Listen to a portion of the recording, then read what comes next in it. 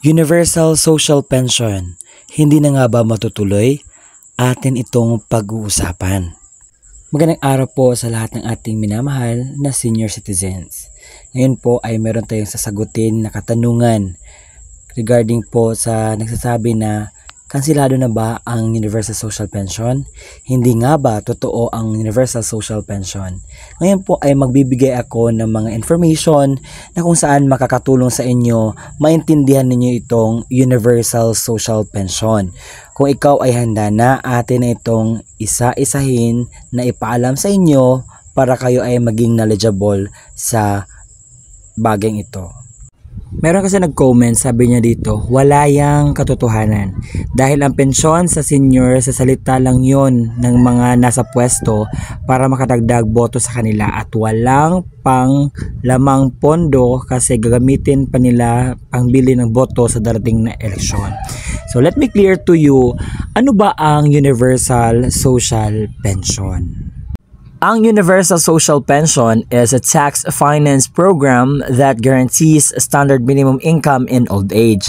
Kung ating ikumpara ang social pension at saka Universal Social Pension, may kaibahan po siya. Ang social pension ay para lamang po yun sa mga indigent. Pinipili lamang po ang binibigyan based sa kanilang qualifications and standard. When it comes naman sa Universal Social Pension, lahat po ng mga senior citizen ay mabibigyan po ng ayuda as long as ikaw ay 60 years old and above. Sa mga nagtatanong, kailan po ba naging bill ang Universal Social Pension? So naging bill ang Universal Social Pension at na-approve noong May 21, 2024 on final reading House Bill 10423 granting Universal Social Pension to all Filipino senior citizen. So baka magsabi kayo, approve na? Pero pag-usapan natin, ano ba ang ibig sabihin ng bill? Ang Tagalog po ng bill is panukalang batas or mungkahing batas. So ang bill po ay proposed law. Ibig sabihin, nakitaan ito ng mga concern ng ating mga mambabatas at gusto nilang mag-propose ng law para mabigyan ng address ang isang concern. Kagaya ng concern ng ating mga senior citizen, nakita nila at napakinggan nila na kulang at gusto nila ng ayuda para naman pambili ng gamot o kahit ano pa. Kaya ngayon, mayroong pinopropose na bill which is Universal Social Pension Bill at ito ay dapat isubmit, pag-uusapan at kinakailangan itong pagbotohan. So, a bill becomes a law after it is passed by the legislature at usually approved by the executive. So, as of this moment, pinag-uusapan pa sa Kongreso at hindi pa po napirmahan ng executive or ng ating presidente. Kaya naman, hindi po natin masasabi na hindi ito katotohanan dahil meron na pong process na ginagawa. So inaantay lang natin na kung boto na lahat ng mga nasa kongreso or nasa pamahalaan kung ano yung maging desisyon nila.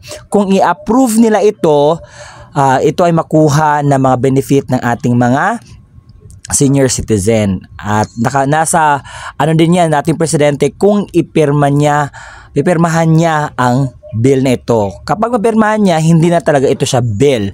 Maging law na siya or batas na doon na po i-implement after na maging batas. So, sa mga nasasabi na ito po ay kukuha pa ng budget, hindi pa po siya pwedeng nasama na po siya sa budget but hindi pa po siya implemented, hindi po siya maaaring gamitin para po sa kanilang election, yung sabi sa comment kanina, because this is for the budget sa ating mga senior citizen.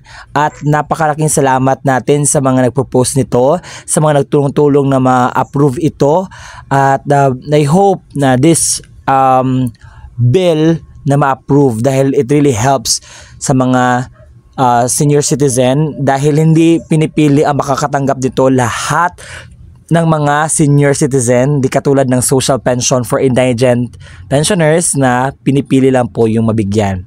And antayin lang natin. Let's wait for the proper time na maging batas itong universal social pension. Nasa gayon, doon tayo maghanap ng maghanap tayo ng bright side na may ginawa ang ating pamahalaan para sa ating lahat. And we should refrain from mag-complain. Let's wait for the progress na lang man po. And I hope that it really helps na makuha ninyo ang idea. So sa mga nagtatanong ano ba yung mga dapat gawin para maging part sa senior citizen at ma-register. Una po, mag-register po kayo sa NCSC or National Commission for Senior Citizens, at saka pumunta kayo sa OSCA malapit sa inyo para verify ang inyong pangalan at kung makalista ba ang inyong pangalan sa data nila. And I hope this helps na sino magsabing nag-scam ito, hindi ito matutuloy, hindi katotohanan, antayin lamang po natin ang anunsyo at kung kailan ito ma-approve. And I hope that helps. Thank you so much for watching. This is Roel Mendoza Tanyo. Maraming salamat po.